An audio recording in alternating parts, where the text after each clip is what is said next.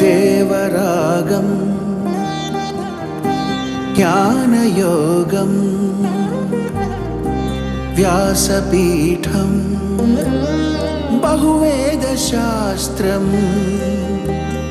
బోధామృతహిత శ్రీమన్నారాయణం శివగౌరీ సంభాషిత సకల పురాణం అష్టాక్షరి పంచాక్షరి మంత్రావరణం అఖిల దేవతా సంస్తుతి పారాయణం జయమంగళకరమీ ప్రవచన శ్రవణం అనుదినము శుభము సుఖము జీవన గమనం దేవరాగం జ్ఞానయోగం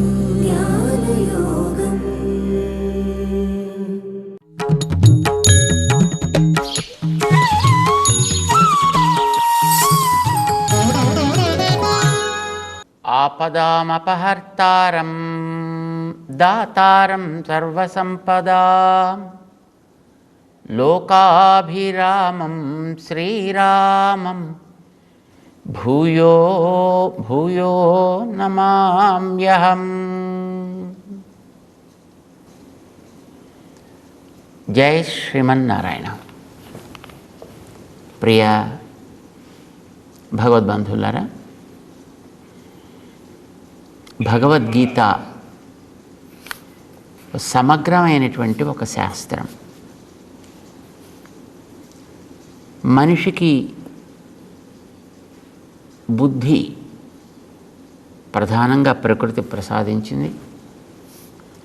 దాన్ని వినియోగించుకోవడానికి పెద్దల యొక్క మార్గదర్శనం,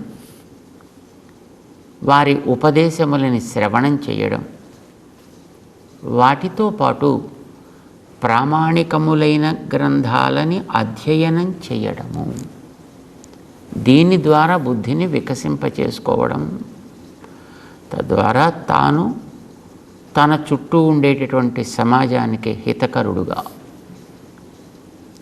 లోకానికి ప్రియకరుడుగా జీవితాన్ని సాగించడం అనేది మనిషి యొక్క కర్తవ్యం. దీనికోసమని ఎలా మనం జీవించాలి, ఎట్లా గ్రంథాలని అధ్యయనం చేయాలి, దీనికంతా విధి విధానాలు ఉన్నాయి. అప్పట్లో గురుకులాలు ఏర్పడి ఉండేవి. వాడు రాజైనా రైతైనా గురుకులాలకి విద్యార్థులని పంపించేవారు, తమ పిల్లల్ని పంపించేవారు. యుక్త వయస్సు రాగానే అక్కడికి వెళ్ళి అధ్యయనం చేసి వాళ్ళ అవకాశాన్ని బట్టి, అవసరాన్ని బట్టి 8 ఏళ్ళ, 12, 16, 24 ఎంతెంత కాలం అవసరమైతే అంతంత కాలం గురుకులాల్లో అధ్యయనం చేసి తగిన విద్యని ఆర్జించి బయటికి రాగానే చక్కగా హాయిగా వారి జీవితాన్ని గడుపుతూ ఉండేవారు. 10 మందికి ఉపకారకంగా ఉండేవారు. సమాజంలో తమకంటూ ఒక స్థానాన్ని ఏర్పాటు చేసుకుని ఉంటూ ఉండగలిగేవారు. గురువు ఉపదేశం చేసినటువంటి విద్యని సవ్యంగా వినియోగించుకుని తద్వారా బాగుపడ్డ వాళ్ళు ఉన్నారు, పాడైన వాళ్ళు కూడా ఉన్నారు. మనకి ఉపనిషత్తు ఎలా ఉంటారు అలా ఉండేవాళ్ళు అని మనకు కొన్ని చరిత్రలను చెబుతుంది. రాక్షసుడైనటువంటి విరోచనుడు గురుకులానికి వెళ్ళాడు. ఉత్తమ జాతిలో పుట్టినటువంటి ఇంద్రుడు అదే గురుకులానికి వెళ్ళాడు. ఇద్దరికీ చక్కటి అధ్యయనం జరిగింది. సరే, వాళ్ళకి సుమారుగా 30 సంవత్సరాల కాలం అధ్యయనం జరిగింది. సరే, వారికి గురువుగారు ఉపదేశం చేయవలసింది ఏదో చేశారు. వారికి అక్షి విద్య అని ఒక విద్యను ఉపదేశం చేశారు. కంట్లో ఏది కనిపిస్తుందో అది తత్వము, పరతత్వము అని ఉపదేశం చేశారు. కంటిలో ఉండేదేదో అది పరతత్వం అని చెప్పారు. సరే, ఇద్దరు బయటకు వచ్చారు. కొంత దూరం వెళ్ళిన తర్వాత ఇద్దరికీ డౌట్ వచ్చింది. ఏమిటి కనిపిస్తుంది కంట్లో, చూద్దాం అని వాడిని పిలిచి వీడు వాడి కంట్లో చూశాడు, వీడి కంట్లో వాడు చూశాడు. చూస్తే వీడే కనిపిస్తున్నాడు వాడి కంట్లో. కన్ను ఒక అద్దం లాంటిది కదా, చిన్న మినీ మిర్రర్. దాంట్లో చూస్తే వీడే కనిపించాడు. చూడగానే అనిపించింది విరోచనుడికి, అరే అరే నీ కంట్లో నేనే కనిపిస్తున్నాను రా, నేనే అయితే పరతత్వాన్ని అనవసరంగా 30 ఏళ్ల కాలం వ్యర్థం చేసుకున్నాను. నేనే పరతత్వం అయితే, నేనే సర్వం చేయగలిగిన వాడిని అయితే అనవసరంగా ఇక్కడ గురుకులాల్లో కూర్చుని ఎందుకు ఇంత సమయం వ్యర్థం చేసుకున్నాను కదా. తెలిసింది నాకు, ఆయన రాక్షసరాజు, ఈయన దేవరాజు. వెంటనే అతనికి ఇంక రాజ్యానికి వెళ్ళిపోయి, ఈవేళ నుంచి నేనే పరతత్వాన్ని, నన్నే ఉపాసన చేయుడు. మంత్రం చెప్పాలి కదా, మరి ఉపాసన చేయాలంటే ఆ మంత్రం కూడా కావాలి కదా. అంటే వెంటనే చెప్పాడు, ఓం విరోచనాయ నమః మంత్రం. దాంతోటే హోమం, దాంతోటే జపాలు, దాంతోటే తపస్సులు, దాంతోటే తర్పణాలు, గీర్పణాలు, మొత్తం అన్నీ దాంతోటే. ఓం విరోచనాయ నమః. ఇంద్రుడు కూడా అదే విద్యని విన్నాడు. ఇంద్రుడికి కూడా ఎదటివాడి కంట్లో తనే కనిపిస్తున్నాడు. కానీ సందేహం వచ్చింది. మనం గురుకులానికి వచ్చినప్పుడు ఇంత చిన్న పిల్లాళ్ళలో ఉండేవాళ్ళం కదా. ఇక్కడ 30 ఏళ్ళు అధ్యయనం చేసిన తర్వాత మార్పు వచ్చింది కదా మనలో. మరి మారేది ఈ పరతత్వం ఎట్లా అవుతుంది? పరతత్వం అంటే ఎప్పుడు మారకూడదు కదా, ఎప్పుడు అలానే ఉండాలి. మరి నేను మారిపోతున్నాను కదా. ఇప్పుడు ఈ కంటిలో కనిపించినటువంటి ఏ ఆకృతి అయితే ఉందో అది మార్పు చెందుతోంది. మరి మార్పు చెందేది పరతత్వం ఎట్లా అవుతుంది? సందేహం వచ్చింది. వెంటనే మళ్ళీ గురువుగారి దగ్గరికి వచ్చాడు. ఆయన విరోచన వెళ్ళిపోయాడు, రాజ్యాన్ని పాలించుకోవడం ప్రారంభం చేశాడు, మంత్రాన్ని అందరికీ ఉపదేశం చేశాడు, చేస్తున్నాడు. కానీ ఇంద్రుడు మళ్ళీ వెనక్కి వచ్చాడు. గురువుగారిని ప్రశ్న వేశాడు, ఆచార్య, ఎదటివాడి కంట్లో కనిపించేది, ఎక్కడ కంట్లో కనిపించేదైనా ఈ పైన కనిపించేటటువంటి ఆకృతే కనిపిస్తోంది కదా, ఇది మార్పు చెందుతోంది కదా, మార్పు చెందేది పరతత్వం ఎట్లా అవుతుంది? పరతత్వం నిత్యము అయి ఉండాలి కదా. తెలుసుకుందామని కోరిక ఉందా నీకు నిజంగా? అవును ఆచార్య. అయితే ఇంకో 30 ఏళ్ళు ఉండమన్నారు గురుకులంలో. మళ్ళీ ఇంకో 30 ఏళ్ళు గురుకుల వాసం చేశాడు ఆయన. విరోచన వెళ్ళిపోయి పాలన చేసుకుంటున్నాడు. తననే ప్రకటించుకున్నాడు పరతత్వంగా. అడ్డొచ్చిన వాళ్ళని హింసించాడు, అంగీకరించిన వాళ్ళని చక్కగా సంభావించాడు, రాజ్యం చేశాడు. వాడు అసుర రాజు అయ్యాడు వాడు. కానీ ఇంద్రుడు 30 ఏళ్ళు, మరొక 30 ఏళ్ళు, మరొక 30 ఏళ్ళు తనకు కలిగినటువంటి జిజ్ఞాసతోటి 120 సంవత్సరాల కాలం తాను గురుకుల వాసం చేసి నేర్చి, పరతత్వం ఇది కాదయా, ఈ కనిపించేటటువంటిది కేవలం శరీరం మాత్రమే, ఇది క్షీణించేది, దీనిని నడిపించేది వెనకాతల మరొకటి ఉన్నది, దానిని నడిపించేది దాని వెనకాతల మరొకటి ఉన్నది అని ఆయన తెలుసుకుని దాని ప్రకారం ఆయన దానికి తల ఉంచి వినయంతో విధేయతతో జీవితాన్ని గడపడం ప్రారంభం చేశాడు ఆయన. అందుకోసం ఆయన దేవరాజు అయ్యాడు. ఈయన అసురరాజు అయ్యాడు. ఈయన అంటే గురువు మనకి ఉపదేశం చేస్తాడు, మార్గాన్ని నిర్దేశిస్తాడు, బాగుపడాలి అని కోరుకుంటాడు. అయితే దానికి మనం కూడా మన బుద్ధిని కొంత వికసింపచేసుకుంటూ వారు అందించిన తత్వాన్ని మనం గ్రహించగలిగితే, తత్సారాన్ని మనం మన మనస్సుకి ఎక్కించి దాని జీవితంలోకి మనం అనువదించగలిగితే మంచి ఫలితాలని పొందుతాం. 10 మందికి మనం ఉపకారం చేయగలుగుతాము. ఇది మనిషి చేయాల్సినటువంటి పని. మంచిగా మారాలి. శాస్త్రం మనకి విషయాలను అన్నిటినీ చెబుతుంది, కానీ అన్నిటినీ అలాగా పైపైనే అలాగ చెప్పించి చూపించేది. ఎందుకంటే విలువైన విషయాలని శ్రద్ధతో గ్రహించాలి, జిజ్ఞాసతో తెలుసుకోవాలి, వాటిని చక్కగా వాడుకోవాలి. విలువైన వస్తువుల్ని జాగ్రత్తగా వాడగలిగితే వాటి విలువకి తగ్గట్టుగా ప్రయోజనాల్ని మనం పొందగలుగుతాం. లేకపోతే వ్యర్థం అవుతాయి. జ్ఞానం అనేది అన్నిటికంటే అతి విలువైనది కనుక దాన్ని చాలా జాగ్రత్తగా వాడాలి. గురుకులాల్లో దాన్ని బోధన చేసేవారు. ఇది మనకి అనేక చోట్ల తెలుస్తోంది. అయితే చెప్పేటటువంటి గురువులు కూడా ఎదటివాడికి జిజ్ఞాస ఎంతవరకు ఉంది, నిజంగా వాడు ఉపకారకుడుగా మారడం కోసం చదువుతున్నాడా, లేక కేవలం స్వార్థం కోసం చదువుతున్నాడా, ఇది కూడా గమనించి వాళ్ళు ఉపదేశం చేసేవారు.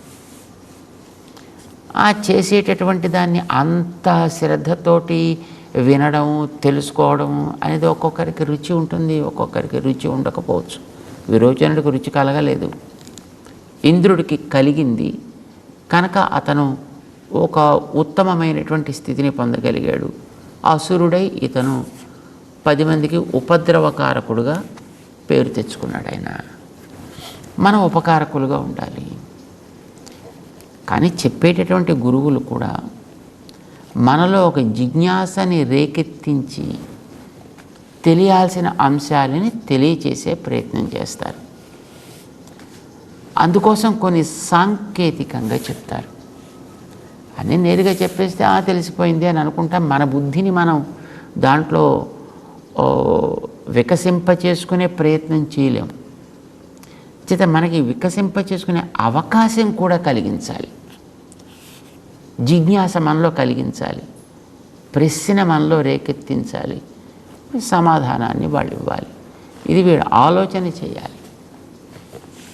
ఇదివరకు మనకు అన్ని ప్లెయిన్గా చెప్పేవారు, కానీ ఇప్పుడు చూడండి మోడర్న్ టైంలో 1 ఇక్కడి నుంచి ఇక్కడ దాకా వస్తే, 2 ఇక్కడ దాకా వస్తే, 3 ఇక్కడ దాకా వస్తే, 4 ఎక్కడికి వచ్చును అని అడుగుతారు. అంటే కొన్ని చూపించి కనీసం మనని కూడా కొంత ఆలోచింపచేసేటటువంటి ప్రయత్నం చేస్తారు యోగ్యులైనటువంటి గురువులు. శ్రీకృష్ణుడు యోగ్యుడైనటువంటి ఆచార్యుడు. అందుకోసమనే మనం ఆయన్ని కృష్ణం వందే జగద్గురుం అని ఆయన లోక గురువుగా మనం ఆరాధన చేస్తాం. జగత్తుకు అంతటికీ గురువుగా ఆయన్ని మనం ఉపాసన చేస్తాం. ఈ మతం ఆ మతం, ఈ సంప్రదాయం ఆ సంప్రదాయం అనేటటువంటి ప్రశ్న ఏం లేదు. కానీ అందరికీ కూడా ఆచార్యుడిగా ఆయన విషయాలన్నిటినీ అంత చక్కగా స్పష్టంగా జిజ్ఞాస కలిగించి అర్జునుడికి వాటిని తెలియచేశాడు. ఆయన భగవద్గీతలో మనం అనేక చోట్ల దీన్ని గమనిస్తాం. అర్జునుడికి మొట్టమొదటి యుద్ధం చేద్దామా వద్దా అని సందేహం కలిగినప్పుడు యుద్ధం చేయాల్సిందే చెప్పేసి ఊరుకుంటే సరిపోయి ఉండేది. కానీ అలా చెప్పేసి ఊరుకోలా. మంచిదే, అవసరమే అని చేయడానికి కావలసినటువంటి పూర్వ రంగం ఎంత ఉండాలో దాని అంతటినీ సమగ్రంగా సమకూర్చి అప్పుడు యుద్ధానికి సిద్ధపరిచాడు ఆయన. అంటే ఎవడైనా ఒక డబ్బు అడిగాడు అనుకోండి, అయ్యా నాకు ₹1,00,000 కావాలి అని అడిగాడు అనుకోండి, ఆ ₹1,00,000 ఇచ్చేటటువంటి వ్యక్తి అడిగాడు కదా అని టక్మని పట్టుకొచ్చి ఇచ్చాడు, అలాగే తన దగ్గర ఉంది కదా అని. వాడి అవసరం ఎంత, తీసుకుంటే దాన్ని వినియోగించగలిగే వాడి శక్తి ఎంత, ఆ వినియోగం సద్వినియోగం చేయగలిగే యోగ్యత వాడిలో ఎంత ఉంది, అసలు దీన్ని తీసుకువెళ్ళిన తర్వాత జాగ్రత్తగా పెట్టుకోవడానికి వాడికి అవకాశం ఉందా లేదా, ఏమైనా చూసి కదా ఇవ్వాలి. అడిగాడు కదా అని వాడి చేతిలో పెట్టేస్తే వాడు ఆ పక్కకి వెళ్ళగానే ఎవడో వచ్చి 4 తన్ని వాడి దగ్గర నుంచి లాక్కుపోతే అయ్యో పోయిందే అని మళ్ళీ సిద్ధపడతాడు. కృష్ణుడు ఉత్తముడైనటువంటి ఆచార్యుడు అని మనం అనుకున్నాం కనుక ఆయన కూడా అడిగేటటువంటి వ్యక్తికి ఇచ్చేటటువంటి సంపదని, అది బాహ్య సంపద కావచ్చు, జ్ఞాన సంపద కావచ్చు, ఆచి తూచి జాగ్రత్తగా వ్యర్థం కాకుండా ఇస్తాడు. మనం గతంలో విన్నాం, కుచేరుడి కథని మనం విన్నాం. కుచేరుడు పైసలు కావాలి అని అడగడానికి వెళ్ళాడు ఆయన. సరే పాపం ఉత్తి చేతితో వెళ్ళకూడదు కనుకనే ఎక్కడి నుంచో పక్కింటి నుంచి ఓ 2 పిడికల అటుకుళ్ళని వాళ్ళ ఆవిడ తీసుకొచ్చి ఇస్తే, అది కూడా ముక్కిపోయిన అటుకులు, పాపం తీసి జాగ్రత్తగా కన్నాలు కలిగినటువంటి తన బట్టలో జాగ్రత్తగా కన్నాల్లో కాస్త జారిపోకుండా ఉండేట్టుగా జాగ్రత్తగా మూట కట్టుకొని తీసుకుని వెళ్ళాడు. అంత త్వరగా ఏం దర్శనం కాల, కానీ చివరికి దర్శనం కలిగింది. కృష్ణుడు కుచేలుణ్ణి స్వాగతించాడు, ఆరాధించాడు, అర్చించాడు. తర్వాత చక్కగా చేయాల్సినటువంటి మర్యాదలని చేసి జాగ్రత్తగా పంపించేశాడు.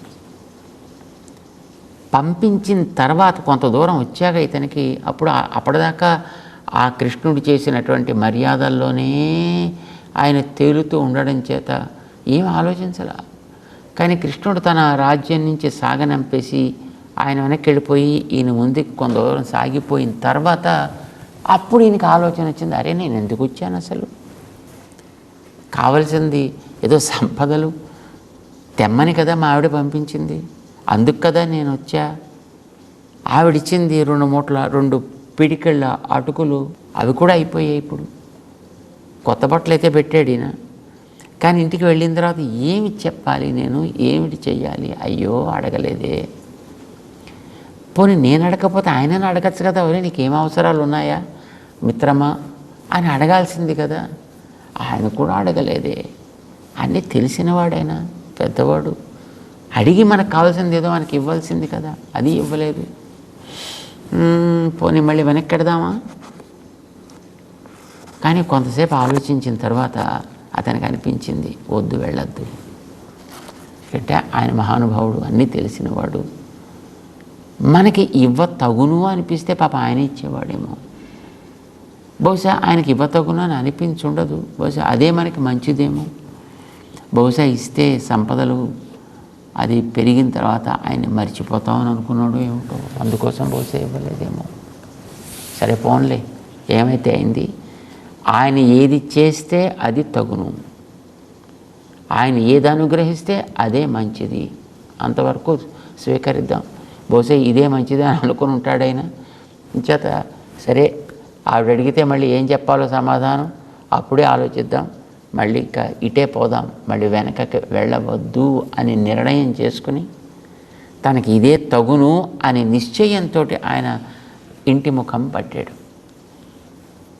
మనకి చరిత్రలో కనిపిస్తోంది, తన ఊరు వచ్చిన తర్వాత అక్కడ తన ఇల్లు లేదు, వాకిలి లేదు, చిన్న పూరి గుడిసె ఉండేది, అక్కడ గుడిసె లేదు, అక్కడ తన బంధువులు కనపడలా. అక్కడ పెద్ద భవంతి కనిపించింది, ఏమిటో తెలియలేదు. ఇంతలో ఆ భవంతి యొక్క ద్వారాలు తెరుచుకున్నాయి, లోపల నుంచి ఒక అతిలోక సుందరిగా ఆవిడ బయటకు వచ్చింది. చూస్తే ఆవిడ తన భార్య. ఎక్కడి నుంచి వచ్చాయి ఇవన్నీ అంటే, ఏమయ్యా నువ్వే కదా పంపించావు 2 పిల్లల్ని, ఓ ఆయన ఎర్రగా ఉన్నాడు, ఓ ఆయన నల్లగా ఉన్నాడు. వాళ్ళిద్దరూ వచ్చి ఇదిగో ఇది నువ్వు పంపించావని చెప్పి ఇక్కడ దీన్ని ఏర్పాటు చేసి వెళ్ళారయా. ఆశ్చర్యపడ్డాడు ఆయన. అంటే ధనాన్ని తా చేతికి ఇచ్చినట్లయితే బహుశా దాన్ని నేను ఎక్కడైనా కోల్పోతానో, పోగొట్టుకుంటానో, వ్యర్థం చేసుకుంటానో, లేదా ఇంత ధనం వచ్చింది అని అలా ఒకసారి చూడగానే పిచ్చెక్కిపోయి ప్రాణం పోవచ్చు ఒక్కొక్కసారి. అందుకోసం ఆయన ధనాన్ని జాగ్రత్త పెట్టగలిగే గృహాన్నిచ్చి, గృహాన్ని కాపలా కాసేటటువంటి కావలి వాళ్ళనిచ్చి, అన్ని రకాల సంపదలనిచ్చి నన్ను ఇలా కాపాడాడు ఆయన అని గుర్తించాడు. తేషాం నిత్య అభియుక్తానాం, నేను మంచిని కలిగిస్తాను అని అనుకునేటటువంటి నాతోటే నిరంతరము ఉండాలి అని అనుకునే వారికి యోగక్షేమం వహామి అహం, వారి యొక్క యోగక్షేమాలని నేను చూస్తా అని ఆయన వాగ్దానం చేశాడు కదా. ఆ వాగ్దానం ప్రకారం యోగక్షేమాలని అంటే కొత్త సంపదని, ఉన్నదాన్ని కాపాడే స్థితిని కూడా వహామి, ఆయన వహించి తెచ్చాడు. నా చేతిలో పెట్టి అయిపోయింది నా బాధ్యత అని అనుకోలేదు. తానే పాపం మోసుకొచ్చి ఇక్కడ ఏర్పాటు చేసి మా వాళ్ళకి ఇంత సౌకర్యం కలిగించాడే. ఏం స్వభావం అయ్యా నీది అని పొంగిపోతాడు కుచేలుడు. మనకి భాగవతం ఆయన గురించి తెలియచేస్తుంది. అంటే ఏది తాను ఎలా ఎంత ఇవ్వాలి అనేటటువంటి దాన్ని, ఎప్పుడు ఇవ్వాలి అనేటటువంటి దాన్ని ఆచి తూచి ఆలోచించి జాగ్రత్తగా అందించేటటువంటి వ్యక్తి. ఇది భౌతికమైనటువంటి సంపదలకు సంబంధించి. ఇహ ఆ వ్యక్తికి ఐహలౌకికం కాకుండా పారలౌకికమైనటువంటి ఏదైనా తపన ఉన్నట్టయితే దాన్ని కూడా అట్లా సాధించి ఇస్తా అని తన గురువుగారైనటువంటి సాందీపని మహర్షి దగ్గర నిరూపణ చేసి ఉన్నాడు. ఆయన నాకు ఉత్తమ గతి కలగాలంటే సంతానం కావాలి కదా. నాకు కలిగినటువంటి 6 సంతానం, నా సంతానం అంతా కూడా మొత్తం ఎవ్వరూ నాకు మిగల్లేదు. నదికి వెళ్ళి స్నానాదులు చేస్తూ వాళ్ళంతా దాంట్లో ఎక్కడో కొట్టుకుపోయారు. మా ఆవిడ అడిగిందా వాళ్ళని తెచ్చిపెట్టమని అని అడిగేట. పాపం గురువుగారు గురుదక్షిణగా ఏం కావాలి ఏం చెయ్యాలి అని అడిగితే పోయిన నా పిల్లల్ని తెచ్చిపెట్టవాయా అని అడిగాడు ఆయన. పాపం ఏం చేస్తాడు ఆయన ఇంకా ఏదో అతి ఉత్తమమైంది ఏదో అడుగుతాడో అని అనుకున్నాడు ఆయన. కానీ ఇది ఆయన అడిగితే తప్పకుండా చేస్తానన్నాడు. వైదిగన్ పిళ్ళైగళై ఉడలుడన్ కొండు కొడుత్తవనై పత్తి అంటారు మన ఆళ్వార్లు. వారిని జాగ్రత్తగా తీసుకొచ్చి వారికి గురువుగారికి అప్పగించి గురువుగారిని గురుపత్నిని కూడా తృప్తిపరిచి తన మానాన్ని మళ్ళీ తను వెళ్ళాడు. వాళ్ళకి అలాంటివి కావాలంటే అలాంటివి ఇచ్చాడు. ఉత్తమమైనటువంటి జ్ఞానం కావాలి అనంటే ఆ జ్ఞానాన్ని ఎట్లా ఆర్జించాలి, చేసే ఉపదేశాన్ని ఎట్లా తెలుసుకోవాలి అనేది కూడా అవగాహన లేని అర్జునుడు లాంటి వాళ్ళకి విషయాన్ని తెలిపి దాన్ని వివరించి అది అర్థం కాకపోతే దాన్ని మరింత ఎలాబరేట్ చేసి వాడికి ఏం అడగాలో తెలియకపోతే అడిగే మార్గాలని చెప్పి అతని చేత అడిగించుకుని అతని ఉపదేశం చేసినటువంటి తీరు చూస్తే మనకి ఎంతో ఆశ్చర్యం వేస్తుంది. భగవద్గీతలో 4వ అధ్యాయం దగ్గర మనందరికీ తెలుసును కర్మయోగాన్ని ఉపదేశం చేసేటప్పుడు దాని ప్రామాణ్యాన్ని అర్జునుడి మనసులో పడేటట్టు చేయడానికి అడగాలని పాపం ఆ పెద్ద మనిషికి తెలియదు. కానీ అది రేపొద్దున మళ్ళీ అతన్ని ఎవడైనా ప్రశ్న వేస్తే అతను తెల్లమొహం వేయకూడదు కనుక ఇది ప్రామాణికమైనటువంటి విజ్ఞానమే సుమా అనేది తెలియచేయడం కోసం ఇమం వివస్వతే యోగం ప్రోక్తవాన్ అహం అవ్యయం. నేను సూర్యుడికి చెప్పానయా, పోనీ ఆ సూర్యుడికి చెప్పడానికి మరి నువ్వే ఉన్నావా? అప్పుడు ఇక్కడ అడగాలని అనిపించింది అర్జునుడికి. అదేమిటయా, నువ్వు చూస్తే మొన్న పుట్టినవాడివి, సూర్యుడు చూస్తే అప్పుడెప్పుడో ఉండేవాడు, అతనికి నువ్వెలా చెప్తావయ్యా అని అడిగితే అప్పుడు తన అవతార రహస్య జ్ఞానాన్ని ఆయన బయటపెట్టాడు. 4వ అధ్యాయంలో మనకు అది కనిపిస్తుంది. అంటే అసలు అది అడగాలి అని కూడా తెలియని అర్జునుడికి అడిగేటట్లుగా ఒక సన్నివేశాన్ని కల్పించి అతనిలో ఇదేమిటి ఇలా చెప్తున్నాడు ఈయన అనేటటువంటి ఒక జిజ్ఞాసని పుట్టించి దాన్ని తీర్చడానిక అతని వేశాడు కనుక ప్రశ్నకి సమాధానం నేను చెప్తున్నాను అన్నట్టుగా శ్రీకృష్ణుడు తన అవతార రహస్యాన్ని బయటపెట్టాడు. 4వ అధ్యాయంలో బహూనిమే జన్మాని వ్యతీతాని ఇత్యాది ఉపదేశంతో. సో ఇట్లా ఎన్నెన్నో విషయాలు శిష్యుడికి తెలియకపోతే, అడిగేవాడికి తెలియకపోతే వాడు అడిగితే తప్ప తను నిజంగా చెబితే వాడికి మనసుకి ఎక్కదు. ఏదో తను ఎక్కడి నుంచో ఏదో చెప్తున్నానంటే ఏమిటి నాకు ఇదంతా ఈ పిచ్చి సోదా అన్నట్టు అనిపిస్తుంది. అంచేత వాడి చేత అడిగించుకోవాలి. అడిగిన దానికి తన సమాధానం చెప్తున్నట్లుగా విషయాన్ని అందివ్వాలి.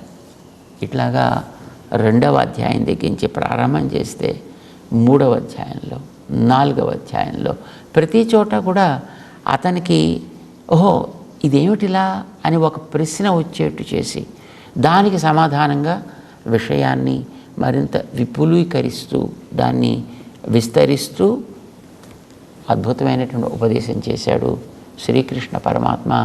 18 అధ్యాయాల గ్రంథంగా భగవద్గీతగా అది లోకానికి ఆరాధ్యమైనటువంటి సాక్షాత్ భగవత్ స్వరూపమా అన్నట్టుగా మనకి అందుతోంది. ఆ భగవద్గీతలో 18 అధ్యాయాలు ఉన్నాయి. 1వ అధ్యాయం దాని అర్జునుడి యొక్క శోకం. అక్కడి నుంచి 17 అధ్యాయాల గ్రంథం ప్రశ్న సమాధానం. ఈయన ప్రశ్న ఆయన ఇచ్చేటువంటి సమాధానంగా సాగింది. అందులో మనం ఇంతవరకు ఒక 6 అధ్యాయాల గ్రంథాన్ని మనం తెలుసుకునే ప్రయత్నం చేసాం. కొద్దిగా దాన్ని స్పృశించేటటువంటి మనం ప్రయత్నం చేసాం. జై శ్రీమన్నారాయణ.